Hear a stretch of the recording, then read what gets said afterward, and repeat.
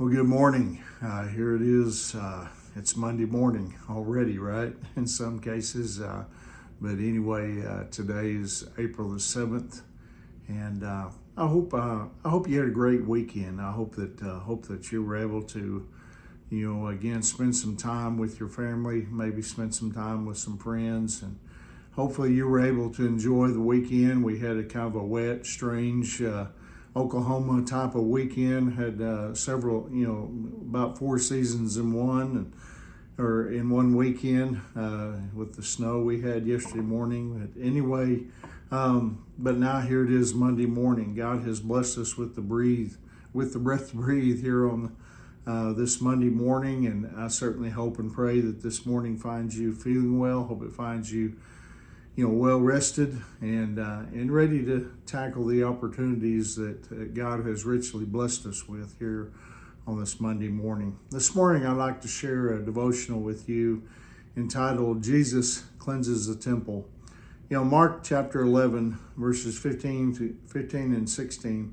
It says, "When they arrived back in Jerusalem, Jesus entered the temple and began to drive out the people buying and selling animals for sacrifices. He knocked over the tables of the money changers and the chairs of those selling doves, and he stopped everyone from using the temple as a marketplace."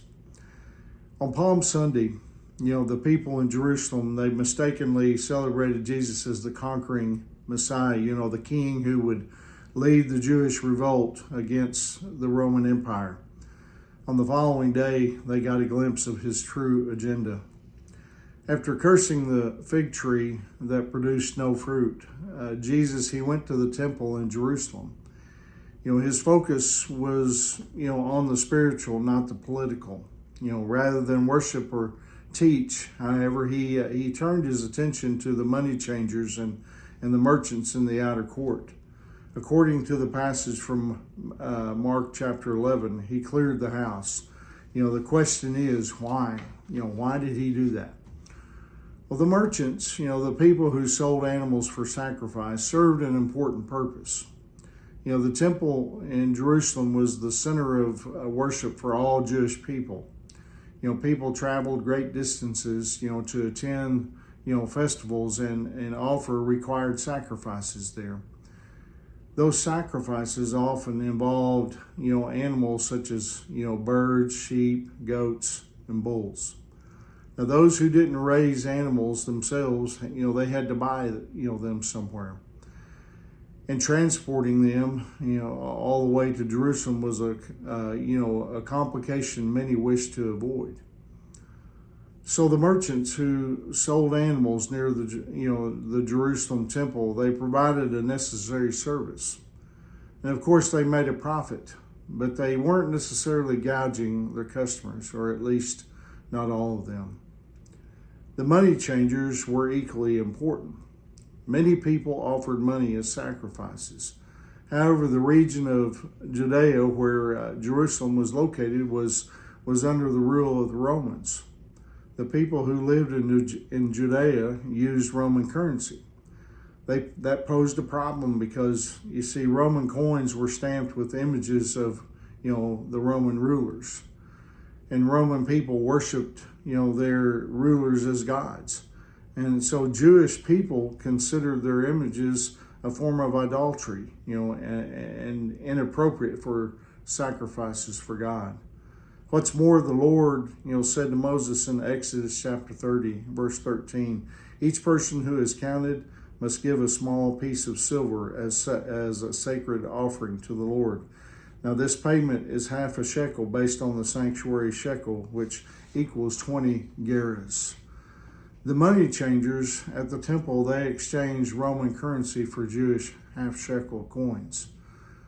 The problem was that the merchants and the money changers, they were infringing on worship at the temple. You see, their booths were originally positioned outside the temple complex, which posed no problem, but over time, they moved into the outer courtyard of the temple, the area where Gentiles worshiped. The merchants and the money changers were misappropriating worship space for business, and that's why Jesus drove them out.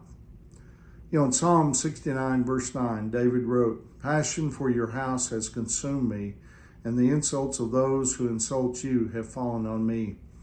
You see, Jesus, he showed his followers that passion for God's house, he showed them what, the passion for God's house looks like. Jesus prioritized worship, and he wants us to, prioritize it as well. It stands to reason, that he would react strongly, to anyone, or anything that makes it harder to worship God. We can embrace, that same attitude by removing the obstacles that hinder our own personal worship. It's very important that we do that so that we can honor the time of worship that we have with God. Here's the question I want you to reflect on today. How do you keep things from interfering with your worship of God?